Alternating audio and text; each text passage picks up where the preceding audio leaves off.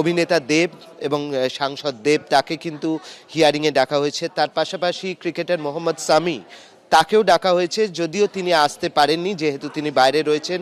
পরবর্তী সময় তিনি আসবেন এরকম কথা দিয়েছেন। হিয়ারিংয়ে অনেককেই ডাকা হচ্ছে, সাধারণ মানুষ যেরকম রয়েছেন সেরকম নিজেদের পরিচয়ে যারা পরিচিত সেরকম মানুষজনও রয়েছেন। তার মধ্যে আজকে দুই অভিনেতা এবং অভিনেত্রী এলেন। যে কমপ্লেক্সে আমরা থাকি সেখানে নোটিশ এলো, তো নোটিশ আসতে সবাই যেমন ঘাবড়ে যাচ্ছে, মানে আমরা তো যেমন নিউজ পেপারে দেখছি আমার তো কোনো ভয়ের কোনো কারণ নেই, কারণ আমি আম জনতা, সিটিজেন অফ ইন্ডিয়া। আমার পাসপোর্ট হোল্ডার, আমি আমার আধার কার্ড আছে, ভোটার কার্ড আছে, প্যান কার্ড আছে, সুতরাং আমি জানি না মানুষ কেন এত ভয় পাচ্ছে, এটা আমি বুঝতে পারছি না। এটা একটা প্রসিডিওর, এই প্রসিডিওরে খুব নর্মাল কোর্সে আমাকে ডাকা হয়েছে, আমি পালিয়েও যাইনি। এ নয় যে আমার কোনো রকম কোনো লুপ হোলস রয়েছে, এটা অনেককেই ডাকা হচ্ছে, আমি সেই অনেকের মধ্যে একজন। মানে আমার যেটা মনে হয় এটা ওই লটারি পাওয়ার মতো আর কি।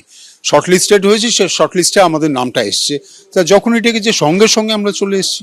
আমাদের মানে সবাইকে আর চারটে মানুষকে, কারণ এটা মানে আমরা সাধারণ মানুষ হিসেবে আমাদেরকে গভর্নমেন্ট ডেকেছে, আমরা এসেছি। এখানে দ্বিতীয় কোনো মানে প্রশ্নই নেই বা কোনো উত্তরও নেই আমার কাছে, কোনো সমস্যাই ছিল না। জাস্ট মানে আমরা আসলাম, আমাদের একটা করে সিগনেচার নিল এবং আমার সই দেখলো, পাসপোর্ট ইয়ে করলো, ভেরিফিকেশন করলো একবার, পাসপোর্ট দেখলো, ব্যাস দ্যাটস ইট। আমরা তো একদমই কাছে থাকি, আর খুঁজে না পাওয়া যাওয়ারও কোনো, আমরা সব সময়ই বাইরে চলাফেরা করি।